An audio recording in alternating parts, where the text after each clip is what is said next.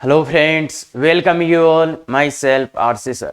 यदि आप IIT JEE की तैयारी कर रहे हैं और इलिप्स हाइपरबोला ऐसा लग रहा है कि इधर बहुत ज़्यादा फॉर्मूलेज हो रहे हैं सर क्वेश्चन होते ही नहीं है इनके, तो ऐसा कुछ भी है या टाइम बहुत लग रहा है, तो बिल्कुल बच्चे ये वीडियोज आपके लिए हैं। चाहे वो जेई मेंस हो या जेई एडवांस, यहाँ पे जो है कंसेप्ट को अप्लाई कैसे करना है वो चीज बहुत अच्छे से कवर करते हैं, सो दैट आप किसी भी क्वेश्चन में उस कंसेप्ट को अप्लाई कर सकें। क्या तैयार हैं? चलें। तो आज अपन देखेंगे पैरामेट्रिक पॉइंट और इससे रिलेटेड कुछ रिजल्ट्स। क्या बात क्लियर है बच्चे? बिल्कुल। तो देखिए बच्चे, ऑक्सिलरी सर्कल, पैरामेट्रिक पॉइंट और इसेंट्रिक एंगल, ये क्या होते हैं? तो ऑक्सिलरी सर्कल का क्या रिक्वायरमेंट है, क्यों है? तो अब अपन देखिए बच्चे, ऑक्सिलरी सर्कल क्या होता है? It is a circle on major axis as diameter. ये एक सर्कल होता है किस पे? मेजर एक्सिस को डायमीटर अज्यूम करके बनाया गया सर्कल। जैसे मान लो एक्स स्क्वायर, तो ऑक्सिलरी सर्कल कई बार आएगा, इसका क्या यूज है तो वो अभी समझ में आ जाएगा। X square plus y square equal to 1, तो ये है। अगर मैं इसमें ए ग्रेटर देन बी ले लेता हूं तो मेरा ऑक्सिलरी सर्कल क्या आएगा? इस वाले केस में देखिए ये इलिप्स आएगा आपका, ऐसा ही कुछ इलिप्स आएगा ना बच्चे, ये इलिप्स आएगा। और इसका ऑक्सिलरी सर्कल क्या है? मेजर एक्सिस को, मेजर एक्सिस यही हुआ क्या, इसको डायमीटर मान के जो सर्कल बनाएंगे वो ऑक्सिलरी सर्कल होगा। तो इसको डायमीटर मान के बनाया गया सर्कल ऐसा ही दिखेगा क्या कुछ? तो ये आपका इसको डायमीटर मान के बनाया गया सर्कल कुछ ऐसा आपको दिखेगा। तो ये हो गया आपका ऑक्सिलरी सर्कल, ऑक्सिलरी सर्कल। तो ये ऑक्सिलरी सर्कल हो गया। अब इसका इक्वेशन क्या है? मेजर एक्सिस को डायमीटर मान के बनाया गया सर्कल है। तो देखिए बच्चे, इसका सेंटर तो क्लियरली 0 0 है, और ये डिस्टेंस कितना है? ए। अरे भाई ये डिस्टेंस तो यही है ना, ये ए और ये बी। तो इसका रेडियस आर का वैल्यू तो कितना हो जाएगा? ए, और सेंटर कितना है? 0 0। तो इसलिए ऑक्सिलरी सर्कल का इक्वेशन क्या आ जाएगा? ऑक्सिलरी सर्कल का equation x square plus y square equal to A square. X square plus y square equal to A square. क्यों? क्योंकि इसको डायमीटर मान के बनाओगे तो ये रेडियस का वैल्यू ए है और सेंटर 0 0 है। तो इस वाले इलिप्स के लिए ऑक्सिलरी सर्कल कौन है? ये। क्या इसका काम होता है वो अभी देख रहे हैं। बिल्कुल। तो देखिए बच्चे, फिर है पैरामेट्रिक पॉइंट। अब अगर मान लो मेरे को इस पे कोई पैरामेट्रिक पॉइंट मानना हो, किस पे? अगर इस पे कोई पैरामेट्रिक पॉइंट मानना हो तो मैं इसको थोड़ा अच्छा लिखूंगा। देखिए एक्स बाई ए का whole square plus y by b का होल स्क्वायर इक्वल टू 1। अब थोड़ा ध्यान से देखो इसको, एक्स बाई ए का whole square plus y by b का होल स्क्वायर इक्वल टू 1। तो ये अपना एक अपना क्या है? रिलेशन है। तो यहां पे अगर आप ध्यान से देखोगे ना, अरे पैरामेट्रिक पॉइंट लाते कैसे, ये आपको पता होना चाहिए। तो अगर आप इसको ध्यान से देखो तो यहां क्या लिखा हुआ है? दो नंबर है, उनके स्क्वायर का सम कितना है? 1। तो क्या आप मुझे ऐसे दो नंबर्स बता सकते हो जिनके स्क्वायर का सम 1 है और वो फेमस भी है?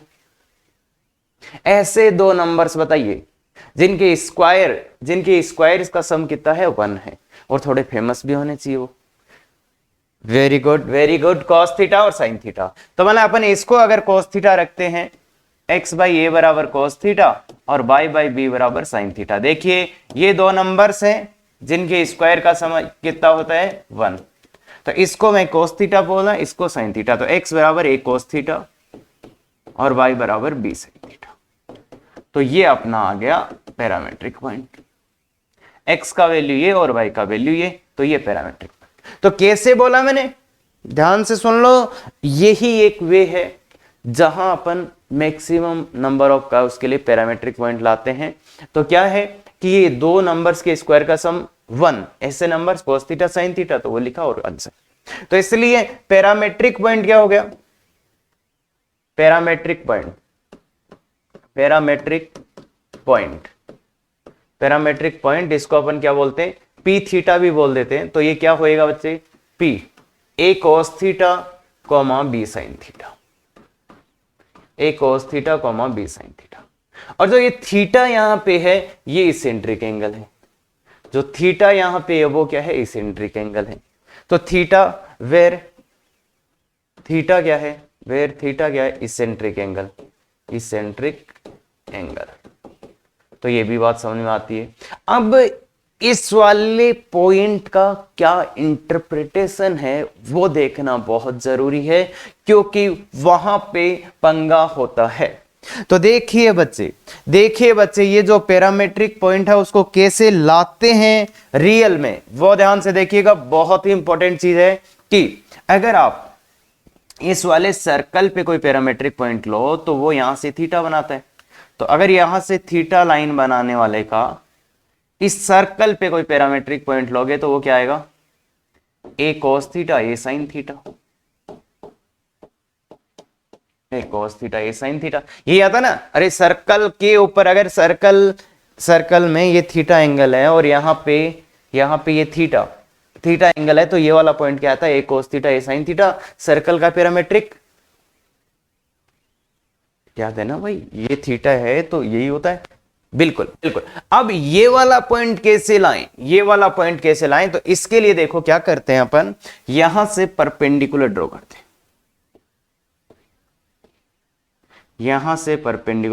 हैं, जो और ये जो पॉइंट आया इसका देखिए, ये मैंने परपेंडिकुलर ड्रॉ किया है, इसका मतलब ये जो पॉइंट है बच्चे, इसका एक्स कोऑर्डिनेट तो पक्का क्या है, इस पॉइंट का एक्स कोऑर्डिनेट तो पक्का क्या है, ए कोस थीटा है। ये परपेंडिकुलर है ना लाइन, भाई इसका एक्स कोऑर्डिनेट ए कोस थीटा तो इसका भी ए कोस थीटा, क्योंकि ये लाइन कैसा है बच्चे, परपेंडिकुलर। तो इसलिए ये पॉइंट का ये तो ए कोस थीटा है, ये एक्स कोऑर्डिनेट तो इस पॉइंट का ए कोस थीटा है। और वाई कोऑर्डिनेट के लिए क्या करो आप, इसको उठा के इसमें डाल दो, एक्स कोऑर्डिनेट को उठा के इसमें डाल दो, तो यहां से वाई का वैल्यू क्या आ जाएगा, बी साइन थीटा। क्या बोला मैंने, ध्यान से सुनो। यहां से मैंने परपेंडिकुलर डाला तो ये पॉइंट का एक्स कोऑर्डिनेट तो ए कोस थीटा आ गया। वाई के लिए ये वाला पॉइंट इसमें उठा के डाल देते हैं। अरे भाई इस कर्व पे एक पॉइंट का एक्स कोऑर्डिनेट वाई कोऑर्डिनेट कैसे लाना है, इसको उठा के इसमें डाल दो तो वाई कोऑर्डिनेट आ जाएगा। तो क्या आ जाएगा, ए कोस थीटा डालते ही वो बी साइन थीटा। तो ऐसे ये आता है बच्चे, ऐसे ये वाला आता है। और इस पॉइंट का भी अब एक नाम दे देते हैं क्यू, ये क्यू है और ये पी। तो P and Q R, P and, देखिए बच्चे, P and Q R corresponding point,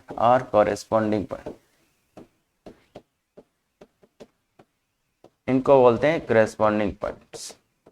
P and Q क्या कहलाते हैं, करेस्पॉन्डिंग पॉइंट्स है। ये वाला पॉइंट इसके करेस्पॉन्डिंग है, तो ये P है और ये Q है, ठीक है क्या, P और Q। और अब आपको ये भी समझ में आना चाहिए थीटा का वैल्यू कहां से कहां तक हो सकता है, ये थीटा कहां से कहां तक तो हो सकता है, पूरा ही क्या। तो यहां पे ये भी समझ में आना चाहिए कि थीटा बिलोंग्स टू 0 से 2 पाई, मतलब एक पूरा साइकिल, थीटा बिलोंग्स टू 0 से 2 पाई। यस बच्चे, अब आप मैं बोलूंगा यहां से यहां तक का पूरा सर्कल तो 0 से 2 पाई। आप ऐसे भी बोल सकते हो -पाई से पाई, एक ही बात है, पर ज्यादा जगह यही आपको मिलेगा। थीटा का जो वैल्यू है वो 0 से 2 पाई में कुछ भी हो सकता है, और P and Q corresponding points है। अब एक जो सबसे ज्यादा बार बच्चों को प्रॉब्लम करता है वो क्या है बच्चे, देखो इस पॉइंट पी यहां है, बट पॉइंट पी को ओरिजिन से मिलाएंगे तो वो एंगल थीटा नहीं है बच्चे, ध्यान रखना। देखो ध्यान से, सबसे ज्यादा बार गलती क्या होती है बच्चों को, बच्चे बोलते हैं सर इलिप्स में एक पॉइंट है ए कोस थीटा ए साइन थीटा, तो हम ओपी को अगर ओपी को मिला दें तो वो एंगल थीटा बनेगा ना, ओपी वाला एंगल थीटा नहीं है, ओक्यू वाला, उसके जो करेस्पॉन्डिंग पॉइंट है उससे वो जो पॉइंट बनाया वो थीटा है। फिर से ध्यान से सुन लो, अगर अपन ओ को ओरिजिन से मिला दें तो ये जो एंगल बनेगा ये थीटा नहीं है, क्योंकि सबसे ज्यादा बार यही प्रॉब्लम आता है कि बच्चे इसको मिला के बोलते हैं ये थीटा ना। थीटा कौन सा है, इसके करेस्पॉन्डिंग पॉइंट को जब आप मिलाओगे तो थीटा बनेगा। तो मतलब इसका डायरेक्ट मीनिंग कुछ है ही नहीं, मतलब अगर P A cos theta A sine theta है तो कुछ डायरेक्ट है ही नहीं। तो इसीलिए अपने को किसका जरूरत पड़ा, ऑक्सिलरी सर्कल का। ऑक्सिलरी सर्कल का। तो यहाँ 4 पॉइंट है, बहुत अच्छे से ध्यान से सुन लो। पहला ऑक्सिलरी सर्कल की डेफिनेशन और इक्वेशन, दूसरा पैरामेट्रिक पॉइंट, तीसरा पैरामेट्रिक पॉइंट और ये तीसरा इसेंट्रिक एंगल और इसका रेंज, और चौथा ये करेस्पॉन्डिंग पॉइंट्स। तो ये इंफॉर्मेशन अपने को हमेशा याद होनी चाहिए, तभी काम बनेगा। क्या बात क्लियर है? तो इस वाले का parametric point a cos theta b sin theta, a cos theta b sin theta, याद रह जाएगा। अब ध्यान से देखो, अगर यहां पे a लेस देन b होता ना, तो इस सर्कल का इक्वेशन तो चेंज हो जाता, बाकी कुछ चेंज नहीं होता। सर्कल का इक्वेशन चेंज हो जाएगा, बाकी पैरामेट्रिक पॉइंट हमेशा ही ये रहेगा, मतलब ऑलवेज, है ना, ये ऑलवेज यही रहेगा। पैरामेट्रिक पॉइंट अगर इलिप्स है तो ये ऑलवेज यही रहेगा, याद रखना। हाँ, ये चेंज हो जाएगा, ये चेंज हो जाएगा, ये चेंज हो जाएगा, पर बाकी चीजें सबसे, तो ये ध्यान रखना। क्या ये बात क्लियर है?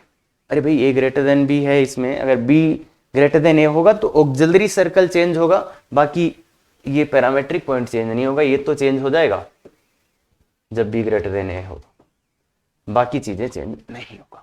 कंफ्यूज नहीं हो जाना, जो लिखा है वही याद कर लो। अभी तो जब अच्छे लेवल पे पहुंच जाओगे तब ये डाउट्स आएंगे आपके कि अच्छा सर। तो इसलिए ध्यान से अच्छे से याद कर लो। हाँ, ऑक्सिलरी सर्कल का डेफिनेशन याद है तो कोई पंगा ही नहीं होना चाहिए, बाकी चीजें सब सेम रहेंगी। क्या बात क्लियर है? पक्का? चलो तो आगे चलते हैं। हाँ, find point on ellipse whose eccentric angle is this. बच्चों वाला क्वेश्चन है, तो जल्दी से कर लीजिए बच्चे। x² / 5 + y² / 4 = 1। तो थीटा दे रखा है, थीटा कितना π/3, तो क्या आएगा बच्चे? p a cos theta b sin theta. अरे यार बच्चों वाला तो कर ही लोगे बच्चे। हाँ, a का value √5 × cos theta, cos 60 degree, cos π/3, b का वैल्यू 2 sin π/3। बोले बच्चे p इंटू इसका वैल्यू 1/2 तो 2, और इसका √3/2 तो √3। क्या बात क्लियर है? तो बस, अरे 60 डिग्री का वैल्यू तो निकाल ही देंगे, कोई दिक्कत नहीं आना चाहिए बच्चे। हाँ, ये थोड़ा सा अच्छा है, थोड़ा सा। इस बार क्या दिया? पॉइंट दिया और इसेंट्रिक एंगल पूछा है। देखो कौन बताएगा सबसे पहले? देखो सबसे पहले कौन बता रहे हैं? हाँ, find eccentric angle of point of ellipse. तो इसको थोड़ा अच्छे से लिख लो, वही है इलिप्स। तो y² / 4 = 1। तो इसका ये पॉइंट है, इसका इसेंट्रिक एंगल चाहिए, तो मान लेते हैं वो थीटा है। तो फिर इसका पॉइंट लिखना हो तो क्या आएगा बच्चे? p a cos theta. इसका अगर पॉइंट चाहिए तो p a cos theta, b sin theta. अब a का वैल्यू यहां पे कितना है? √5 cos थीटा। भाई a² ये है तो समझ ही जाएंगे, b 2 sin थीटा। इसको अब इसेंट्रिक एंगल थीटा का वैल्यू चाहिए, तो ये पॉइंट आया इस पे, तो इसको कंपेयर कर दो इससे। भाई इस पॉइंट का इसेंट्रिक एंगल चाहिए तो इसको और इसको कंपेयर कर दो। तो कंपेयर करोगे तो बताओ क्या है? -√5/2, √3। दोनों को बराबर कर दो, दोनों को इक्वल कर दो बच्चे। तो क्या आएगा? √5 cos थीटा = -√5/2 और 2 sin थीटा = √3। अब देखिए बच्चे, cos थीटा का वैल्यू आ गया -1/2 और sin थीटा का वैल्यू आ गया √3/2। तो बोलो बच्चे थीटा का वैल्यू कितना आएगा? थीटा का वैल्यू कितना आएगा? तो देखिए बच्चे, दो चीजें होती है। अगर आपने ट्रिग्नोमेट्रिक बहुत अच्छे से पढ़ी है ना, तो आप ऐसे बता दोगे, और नहीं पढ़ी है तो नहीं, पता ही नहीं चलेगा। तो ध्यान से देखिए, ये ट्रिग्नोमेट्री का क्वेश्चन आ गया है, ये एंड ये। तो सबसे पहले तो मैं ये बता देता हूं एक क्वाड्रेंट कौन से में होगा। देखो, cos थीटा नेगेटिव है, sin थीटा पॉजिटिव है। sin थीटा पॉजिटिव कौन से में होता है? फर्स्ट और सेकंड में। cos theta negative second and third में। तो इसलिए ये दोनों का एंड है, मतलब कौन से क्वाड्रेंट में जाएगा? सेकंड में। तो मतलब थीटा होगा सेकंड क्वाड्रेंट में। थीटा का वैल्यू कितना आएगा? तो वैल्यू निकालने के लिए साइन वाइन भूल जाओ। कौन से cos का वैल्यू 1/2 होता है? 60 डिग्री ना। अरे साइन भी देख लो या cos देख लो, कोई भी देख लो, कौन से cos या साइन का वैल्यू ये होता है? 60 डिग्री। तो थीटा बराबर 60 डिग्री आ गया। अब मेरे को सेकंड क्वाड्रेंट में जाना है, तो सेकंड क्वाड्रेंट के लिए क्या होता है? Pi minus theta. अरे सेकंड क्वाड्रेंट देखिए थीटा का वैल्यू, अरे वैल्यू देखो केवल 60 डिग्री आ रहा है, और सेकंड क्वाड्रेंट में जाने के लिए पाई माइनस थीटा, तो कितना हो जाएगा 180 माइनस 60 दैट इज 120। तो ये आंसर। ये छोटा सा ट्रिग्नोमेट्री का खेल था कि ये इतना है, ये इतना है, थीटा कितना होगा। तो बेस्ट वे पहले क्वाड्रेंट देख लो, फिर वैल्यू निकाल लो, उस क्वाड्रेंट में चले जाओ। सर ऐसा तो कुछ देखा ही नहीं है। कोई दिक्कत नहीं बच्चे, तुम इन दो इक्वेशंस को लो और सॉल्व करो, अपने आप जो आपका आंसर आ रहा है वही आंसर। हाँ आगे चलिए, आगे चलिए। If distance of any point on ellipse from origin is 2 then find eccentric angle of point. क्या बोल रहा है, if distance of any point on ellipse from origin is 2, तो इसेंट्रिक एंगल बता दिए। मान लेते हैं, खुद से करो, खुद से करो, मान लेते हैं वो पॉइंट क्या है, A cos theta B sine theta. A का वैल्यू दिख रहा होगा, ए स्क्वायर का वैल्यू 6 है, तो ए का वैल्यू √6 कॉस थीटा, बी का वैल्यू √2 साइन थीटा। अब इस पॉइंट की ओरिजिन से डिस्टेंस कितनी है, ओपी कितनी है 2, तो ओपी का फॉर्मूला लगा दीजिए बच्चे। तो 6 cos square theta plus 2 sine square theta is equal to कितना आ जाएगा 2।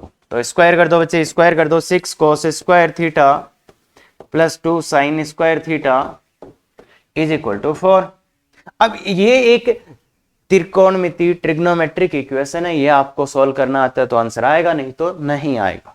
तो इसको सॉल्व करने के लिए देखिए बच्चे, इसमें क्या करते थे, 2 को इसके साथ मिला देते हैं, तो 4 cos square theta plus 2 cos square theta plus 2 sine square theta, तो वो मिलके हो गया 2 इक्वल टू 4। तो कॉस स्क्वायर थीटा का वैल्यू कितना आ गया, कॉस स्क्वायर थीटा का वैल्यू देखो 2, तो 1/2। तो कॉस स्क्वायर थीटा अगर आपके पास 1/2 है, तो इस वाली इक्वेशन का सॉल्यूशन आपको लिखना आता है। तो देखो इतना सिंपल है, cos square theta equal to 1/√2 का होल स्क्वायर, और ये आ जाएगा cos square theta equal to cos square π/4। तो कॉस स्क्वायर थीटा बराबर कॉस स्क्वायर अल्फा, तो थीटा बराबर n पाई प्लस माइनस π/4, ये आएगा थीटा। अरे cos square theta equal to cos square alpha, उसका आंसर जानते ना आप, हाँ वही वाला। तो theta equal to n pi plus minus π/4। तो बोलिए बच्चे, अब थीटा कहां से कहां होता है, अभी बताया था मैंने, थीटा कहां से कहां होता है, इसेंट्रिक एंगल 0 से 2π। तो वैल्यूज पुट करो, उसमें वैल्यूज पुट करो, n के, n का वैल्यू 0 पुट करो, तो थीटा का वैल्यू आ जाएगा π/4। अरे माइनस π/4 तो लेंगे नहीं, फिर 1 पुट करो, 1 पुट करोगे तो 1 पाई माइनस π/4 3π/4, 1 पाई प्लस π/4 5π/4, फिर 2 पुट करो, 2 पुट करोगे तो 2 पाई माइनस π/4 7π/4, और आगे तो आगे चले जाएगा। तो ये 0 से 4 एंगल आएंगे, और इनफेक्ट आने भी चाहिए क्या, क्यों, इनफेक्ट आने भी चाहिए क्यों, क्योंकि देखिए बच्चे, अगर इस इलिप्स पे कोई पॉइंट है जिसका ओरिजिन से डिस्टेंस 2 है, यहां पे कोई पॉइंट आ रहा है, तो ये पॉइंट, अगर कोई पॉइंट एक यहां पे आ गया जिसकी यहां से डिस्टेंस 2 है, तो ऐसे कितने पॉइंट्स मिलेंगे, 4। क्यों, अरे सिमेट्रिक है ना, तो एक इधर भी मिलेगा, एक इधर भी मिलेगा, एक इधर भी मिलेगा, तो इसलिए ये 4 पॉइंट आ रहे हैं, और ये थीटा भी देखो सिमेट्रिक आ रहे हैं, π/4 3π/4 5/4 7π/4। क्या ये बात क्लियर है? हाँ, बहुत ही सिंपल से क्वेश्चंस आपको बताए हैं मैंने, पर ध्यान है कि बस और क्या होगा, इसमें थीटा का ही तो वैल्यू निकालना पड़ेगा, या तो थीटा देके पॉइंट निकलना हो, या तो पॉइंट देके थीटा निकालना हो, बस इन्हीं की बात करेगा और क्या। तो क्या समझ सकते हैं, बिल्कुल बेसिक। चलो तो थोड़ा सा चलते हैं आगे। Position of point with respect to ellipse, ellipse के रेस्पेक्ट में एक पॉइंट का position, position of point with respect to ellipse, तो ये बात पहले भी कर चुके हैं। हाँ बिल्कुल, तो इलिप्स है ऐसे, इसके या तो पॉइंट अंदर होगा, या तो पॉइंट ऊपर होगा, या तो पॉइंट बाहर होगा, और प्रूफ सब बता चुके हैं पैराबोला में, सर्कल में, तो सीधी बात करते हैं काम की। तो देखिए ये इलिप्स है, ये इलिप्स है, तो ये अगर इलिप्स है x² + y² / v² = 1, इसको ellipse s equal to, and ये पॉइंट है, देन अपन जानते हैं S1 यही होता है क्या, S1 मतलब ये वाला पॉइंट इसी इलिप्स में डाल दिया, ये वाला पॉइंट इसी इलिप्स में डाल दिया। बस यहां पे एक ध्यान रखना है S1 लिखने टाइम कि x² & y² must be positive, मतलब एक्स स्क्वायर और वाई स्क्वायर को कैसा रखना है, पॉजिटिव रखना है, बस ये ध्यान रखना। ये ध्यान क्यों रखना है वो मैं आपको आगे जाके बता दूंगा, क्योंकि हाइपरबोला पैराबोला सबके लिए अपन सेम ही रिजल्ट बना रहे हैं, इसलिए यहां x square y square positive होने चाहिए। उसके बाद में x square and y square must be positive if s1 greater than 0 then outside point, यही होता है ना। और if s1 equal to 0 on the ellipse के ऊपर होता है। और if s1 less than 0 then inside the ellipse। तो ये तो बच्चे एकदम पकी पकाई स्टोरी है। अरे याद है ना पैराबोला इलिप्स, अरे वहां आराम से सब प्रूफ बताए गए हैं, तो वहां जाके देखो। यहां पे फालतू में टाइम वेस्ट करने का कोई मतलब नहीं है। ये इसके इनसाइड वाला चीज है और ये इसके आउटसाइड वाला चीज, बाकी कोई मतलब नहीं है फालतू बकवास करने का। तो आराम से बस खत्म। कैसा भी क्वेश्चन आए यार, इस पे क्वेश्चन कराऊं क्या, कराऊं मतलब ही नहीं। फिर भी चलो एक बहुत छोटा सा देख लो, कोई फर्क नहीं पड़ता, आप खुद से ही बना लोगे। बस अगर आपको ये 2 लाइनें याद है ना, कोई भी क्वेश्चन आए अपने आप बना लोगे। और बहुत अच्छे क्वेश्चन कराए हैं सर्कल में, जहां पे आप कुछ भी नहीं जानते थे तो वहां मैंने क्वेश्चन कराए हैं, पर यहां नहीं। If point lie inside the ellipse, अगर ये पॉइंट इस इलिप्स के इनसाइड लाई करता है तो क्या होगा, एस क्या लिखोगे 2x square plus y square minus 9। देखो x square y square coefficient positive होने चाहिए। और s1 क्या आएगा, तो अब अपना क्या है, लाई इनसाइड, इनसाइड है दैट मींस s1 नेगेटिव। अब s1 का वैल्यू क्या होता है, ये वाला पॉइंट इसमें पुट कर दो, ये वाला पॉइंट इसमें पुट कर दो, करो put. 2 lambda square plus 1 minus 9 less than, तो ये पॉइंट ऐसे ही पुट करो, 2 स्क्वायर माइनस 8, तो 2 को 2 काट, तो lambda square minus 4 less than 0, तो lambda plus 2 lambda minus 2 less than 0। अब इसको सॉल्व करना तो आता है बच्चे, वेरी गुड वेरी गुड। तो ये लेमडा का मान -2 और ये +2, प्लस माइनस प्लस, कौन सा लेना है माइनस, तो माइनस लेना है तो यहां से लेके यहां तक। अरे इनइक्वालिटी सॉल्व करना आता है ना, वेरी गुड वेरी गुड। तो बिल्कुल बच्चे 1 सेकेंड का क्वेश्चन है बच्चों वाला, ठीक है, आराम से हो जाएगा। बाकी कंसेप्ट सब बताए हुए हैं सर्कल में, अगर वो ध्यान से देख के आए हो ना, कोई भी क्वेश्चन आ जाए कैसा भी आ जाए, बकवास करने की जरूरत ही नहीं है, सीधा कर लोगे आप। हाँ तो खत्म। लाइन एंड इलिप्स, ये बात भी अपनी हो चुकी है मोस्ट ऑफ टाइम। क्या लाइन एंड इलिप्स क्या होता है, अच्छा, अरे सर क्या बात कर रहे हो सर, ये इलिप्स है साहब, इसके रेस्पेक्ट में लाइन या तो ऐसे वाली होगी, या तो ऐसे वाली, या तो फिर ऐसे वाली। ये तो घर वाली, ये तो बाहर, ये अरे पड़ोस वाली, और ये बाहर वाली। तो समझ में आता है ना। तो क्या लिखते थे यहां, बताओ तुम ही बताओ, देखिए। अच्छा, find from line and ellipse, from line and ellipse find quadratic equation in x और y। x में क्वाड्रेटिक इक्वेशन बना लो या y में, अरे इलिप्स और लाइन 2 चीजें दी जाएगी, उनसे या तो x में क्वाड्रेटिक बना लो या तो y में क्वाड्रेटिक बना लो, ठीक है। इन क्वाड्रेटिक इक्वेशन इफ, जो क्वाड्रेटिक इक्वेशन आई उसमें, अब जो क्वाड्रेटिक इक्वेशन आएगा मान लो x में, तो वो क्या होगा, इन दोनों लाइन और इलिप्स के इंटरसेक्शन पॉइंट। तो देखिए यहां तो 2 अलग अलग इंटरसेक्शन पॉइंट आ रहे हैं क्या, तो मतलब उस क्वाड्रेटिक इक्वेशन का यहां क्या होना चाहिए, d ग्रेटर देन 0। अरे ये लाइन इस इलिप्स को 2 अलग अलग पॉइंट्स पे कट कर रही है, तो दैट मींस इस वाले लाइन और उस इलिप्स का जो क्वाड्रेटिक इक्वेशन आया है उसका 2 डिस्टिंक्ट रियल रूट्स आना चाहिए। मतलब ये वाली सिचुएशन के लिए d ग्रेटर देन 0 और ये वाली सिचुएशन के लिए दोनों ही रूट क्या हो गए, सेम ही जगह आ गए। अरे इसी का ये लिमिटिंग केस है, तो इसमें वो आ रही थी 2 अलग अलग रूट्स, तो इसमें एक ही रूट आ गया, तो क्या करोगे, d बराबर 0 लगा दोगे। और यहां क्या रियल में ये लाइन इसको इंटरसेक्ट ही नहीं कर रही, मतलब उसके रियल रूट्स नहीं आनी चाहिए, तो इस लाइन के लिए डी लेस देन खत्म। देखो बहुत ही सिस्टेमेटिक सीधी बात बोल रहा हूं मैं, लाइन और इलिप्स से या तो एक्स में क्वाड्रेटिक ले आओ या तो वाई में क्वाड्रेटिक ले आओ। अगर अब वाई में जो क्वाड्रेटिक इक्वेशन आएगा उसका रूट्स क्या आएगा, उस लाइन और उस इलिप्स का इंटरसेक्शन पॉइंट। तो अगर आप ये लाइन कंसीडर करते हो तो ये लाइन के लिए इस इलिप्स और इस लाइन के जो इंटरसेक्शन पॉइंट है वो रियल है और डिस्टिंक्ट है, तो इसलिए डी ग्रेटर देन जीरो। उस क्वाड्रेटिक का डी ग्रेटर देन जीरो, इसके लिए टेंजेंट के लिए डी इक्वल टू जीरो, इसके लिए। तो ये तो हो गया इंटरसेक्टिंग लाइन या सीकेंट बोल सकते हो, और ये हो गया टेंजेंट, और ये हो गया क्या, आउटसाइड लाइन। क्या बात सेम है बच्चे, क्या बात सही है? कोई पंगा कैसा भी कुछ नहीं होना चाहिए, सीधा क्वाड्रेटिक इक्वेशन लाओ, काम खत्म, कोई दिक्कत नहीं है। हाँ, कंडीशन फॉर टेंजेंसी ये क्या होता है, तो वही पता है, इफ लाइन y बराबर m x plus c touches ellipse x square by a square plus y square by b square equal to,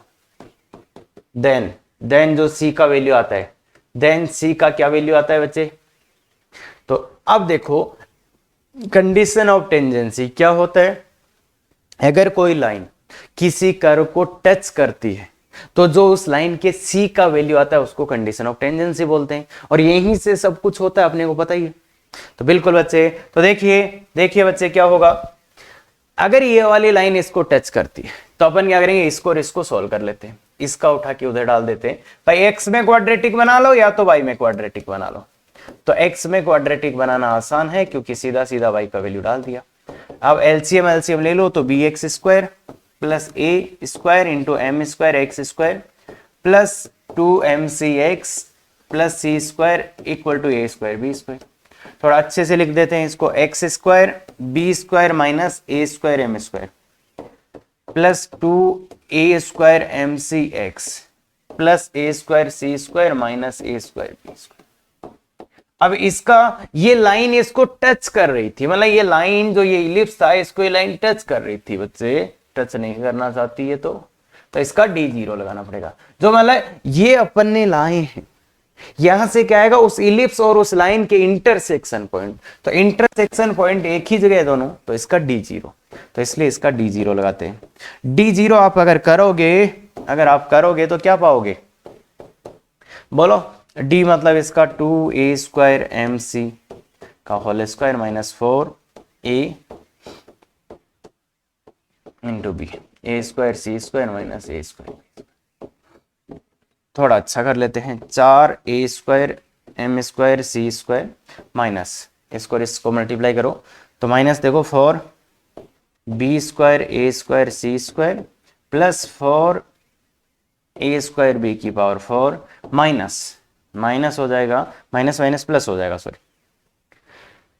plus 4a square M square और into A square C square minus 4a की power 4 b square M square equal to 0। ये आएगा तो ध्यान से देखिएगा, ये आपके पास आ रहा है 4a square M square C square, तो कुछ गड़बड़ हो गया,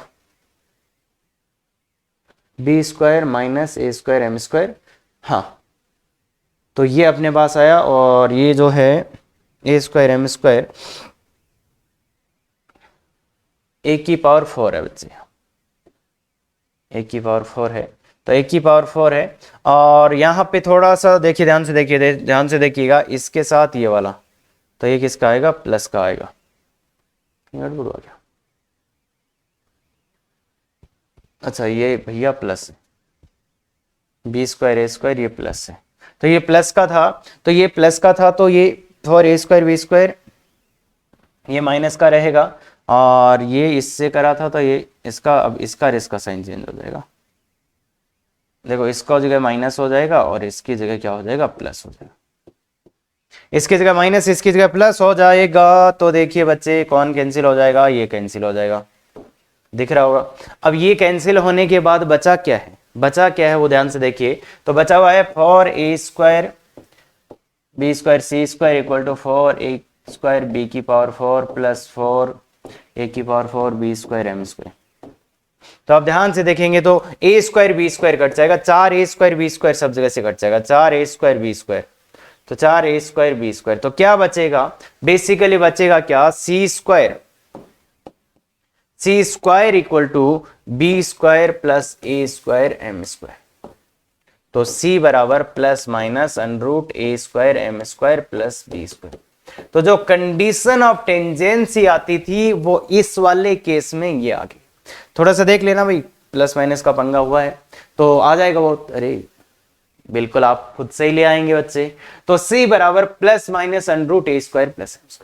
तो ये आ गया। इसका मतलब क्या है कि ये लाइन इसको टच करेगी, ये लाइन इसको टच करेगी कब, जब c का मान ये हो जाएगा। तो c का मान ये हो जाएगा तो मतलब क्या हो जाएगा, अगर मैं इसकी जगह ये लिख दूं y बराबर mx प्लस माइनस c की जगह, ये c की जगह अगर आप ये लिख दोगे तो क्या हो जाएगा, ये लाइन इसको टच करेगी, मतलब ये इसकी टेंजेंट है और इसकी स्लोप भी कितनी है m। तो ये क्या हो गया बच्चे, m slope tangent, m slope tangent होगी। क्यों, क्योंकि देखो ये लाइन इसको हमेशा टच करेगी, कंडीशन ऑफ टेंजेंसी है, मतलब अगर c का वैल्यू ये आया तो ये लाइन इसको टच करेगी, मतलब ये टेंजेंट है और इसका स्लोप m है, तो क्या बोलेंगे, ये m स्लोप टेंजेंट। ये क्या है, m स्लोप टेंजेंट है। क्या ये बात क्लियर है? अरे सर कहां यूज करते हैं इसको, सर याद रखना कि अभी नहीं रखना, मैं बता दूंगा कंडीशन ऑफ टेंजेंसी याद रखने का तरीका, ये याद रखेंगे तो उससे वो आ जाता है अपने। तो ये कहां लगाना ये भी बता चुका हूं मैं। अगर कभी भी ये आ जाए ना कि एक लाइन किसी कर्व को टच करती है तो वहां क्या कंडीशन लगाना पड़ता है, कंडीशन ऑफ टेंजेंसी। क्या बात क्लियर है? बिल्कुल। तो ये वाला क्वेश्चन, इफ लाइन, यहां पे लेमडा लिख देना बच्चे, x plus y equal to lambda, x plus y equal to lambda touches ellipse. देख लो इसमें बोलते हैं ना, अगर ये वाली लाइन इस इलिप्स को टच करती है तो लेमडा। तो अगर देखो कोई लाइन किसी इलिप्स को टच करती है तो टच करने का condition a² m² plus b², अभी लाए थे, ये आएगा। अब देखो क्या होता है ना, m क्या है, m उस लाइन का स्लोप है, तो m तो इस लाइन का स्लोप -1 है, इसका y इंटरसेप्ट, c क्या है, y इंटरसेप्ट। c का वैल्यू देखो, x का वैल्यू 0 डाल दो, x का वैल्यू 0 डाल दो, तो y का वैल्यू कितना आएगा, लेमडा। तो मतलब c का वैल्यू कितना है यहाँ पे, लेमडा। तो a और m और c तो लाइन से आते, फिर a और b क्या, इस इलिप्स के, तो x² by x² by 2 plus y² by 4, तो मतलब a² का वैल्यू 2 और b² का वैल्यू 4। तो अब इसको वैल्यू पुट कर दो, बस सबका वैल्यू पुट कर दो, c की जगह lambda equal two plus minus a² 2 m² -1 का स्क्वायर प्लस b² तो 4, तो लेमडा बराबर प्लस माइनस 6। क्या बात क्लियर है? क्या बात क्लियर है? तो देखो आज जो टॉपिक मैंने बताए बहुत फास्ट और ऐसे ही चलेंगे भाई, सब कुछ समझा दिया गया था सर्कल और पैराबोला में, तो अब टाइम लगना ही नहीं चाहिए। सब चीजें आपको पता कि ये और जो नई चीज आई थी वो अपन ने समझी थी, ऑक्सिलरी सर्कल और ये। क्या बात क्लियर है? तो बिल्कुल बच्चे, अगर ऐसे लेक्चर्स अगर आपको पसंद आ रहे हैं, बिल्कुल शेयर सब्सक्राइब लाइक करें और कमेंट कर दिया, very good, thank you very much. Effective तैयारी करो।